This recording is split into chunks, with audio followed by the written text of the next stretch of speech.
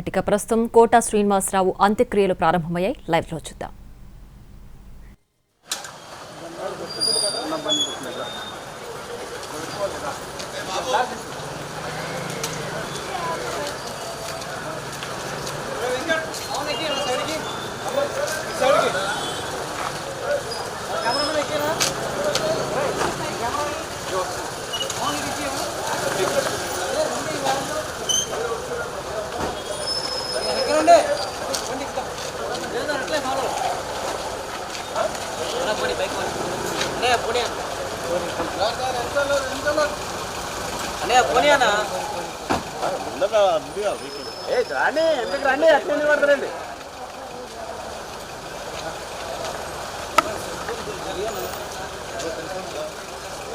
అరే వెనకకి రండి అబ్బా అత్యంత పడుతుంది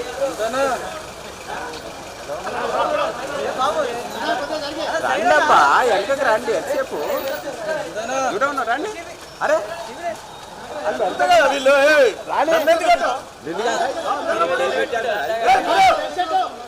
వెనక రండి.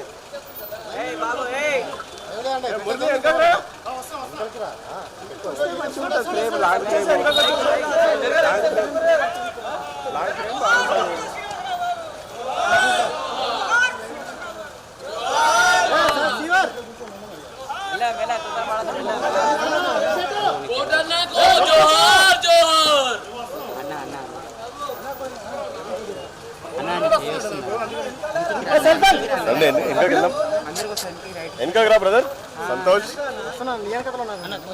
పక్కరండి.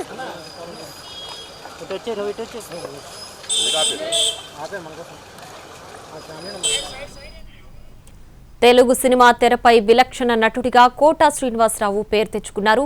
కమెడియన్ గా, విలన్ గా తనదైన శైలిలో నటించి విమర్శకుల ప్రశంసలు అందుకున్న కోట తెలుగు సినిమా రంగంపై తనదైన ముద్ర వేశారు.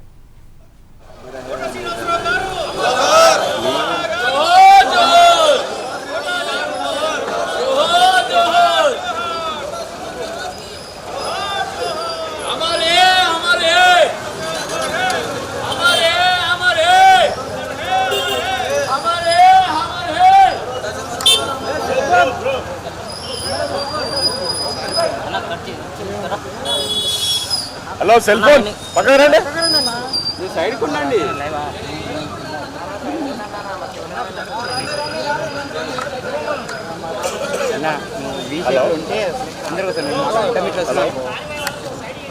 హలో అందరు కావాలి అన్న.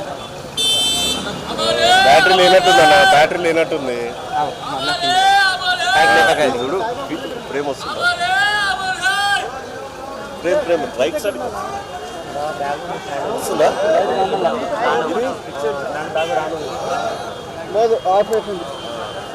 ఆఫ్ అయిపోయినాయి అన్న. 4G లేవు ఇంకా. 4G లేకపోతే రికార్డింగ్ పెట్టుకోండి. హలో ఓకే మరి బ్యాటరీ లేదు ఇంకా. రైట్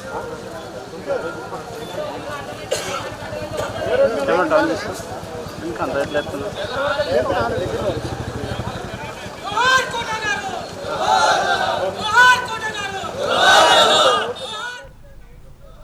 కోట శ్రీనివాసరావు ఆయన ఏ వేషం వేసినా దానికో ప్రత్యేక గుర్తింపు. కోటన్న అని ముద్దుగా పిలుచుకుని సహచర నటులు తంబి, వారి అని ఆయన తెరపై పిలిచే పిలుపు ఆడియన్స్ కి వెనుసొంపు. నైజాం యాస అయినా మిగతా భాషలైనా తన నటనకు తగ్గట్లుగా మార్చుకోవడం ఆయన తరీఖా. కడుపుబ్బా నవ్వించడంలో, క్రూరత్వంలో, భయపెట్టించడంలో ఆయనదో ప్రత్యేకమైన మార్కు. నటనకు పెట్టని కోట ఆయన. అలాంటి కోట ఇక లేరన్న మాట తీరని శోకమే. కృష్ణా జిల్లా కంకిపాడుకు చెందిన డాక్టర్ కోట సీతారామాంజనేయుల సంతానమే కోట శ్రీనివాసరావు. కోట 1945 జూలై 10న జన్మించారు. తండ్రిలా డాక్టర్ కాలేకపోయినా నటనపై ఇష్టంతో బ్యాంకు ఉద్యోగాన్ని వదిలేసుకున్నారు. నాటకాల నుంచి సినిమాలకు చేరుకున్నారు. ప్రాణం ఖరీదుతో మొదలైన ఆయన నటన తెలుగు, తమిళ, హిందీ, కన్నడ భాషల్లో అప్రతిహాతంగా కొనసాగింది. క్యారెక్టర్ ఏదైనా సరే దానికొక మేనరిజం తగిలించి ఆకట్టుకోవడం ఆయనకున్న ప్రత్యేకత. ప్రతి సినిమాలో వేరియేషన్ చూపించడంలో కోటకు మించిన వారు లేరు.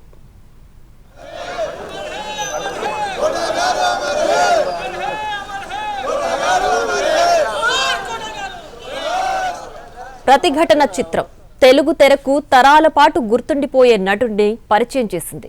ప్రతిఘటనలో యాదగిరి క్యారెక్టర్ కోట కెరీర్ను మలుపు తిప్పింది. మొదటి నంది అవార్డునిప్పించింది.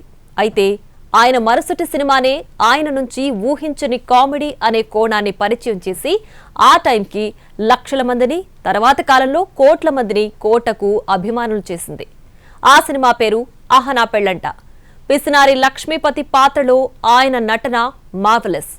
ఇక ఆ తర్వాత వరుసగా విలన్ పాత్రల్లోనే మెప్పించిన ఆయన మధ్య మధ్యలో కామెడీ మిక్స్ చేసిన విలనిజంతోనే అలరించాడు.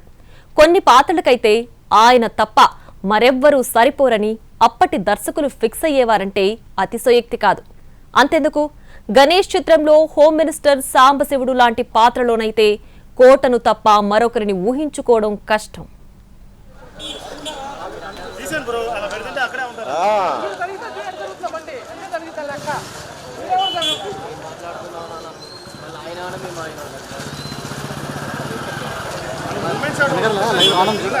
వస్తుందా ఫ్రేమ్?